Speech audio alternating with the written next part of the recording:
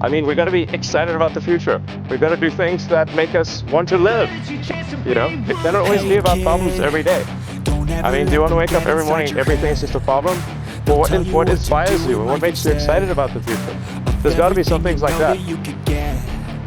Don't let them guide your life towards regret. I'll fight for what I love with every breath. My past is filled with things I won't forget. I use them all to push me to my best. So treat the worst of times just like a test.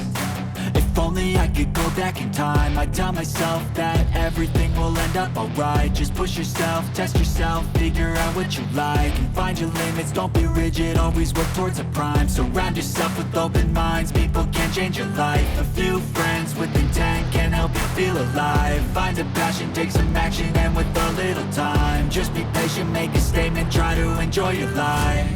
They'll try to kick you while you're down. They wanna rise up while you drown. They wanna fill your head with doubt. They're silently scared that you'll figure it out.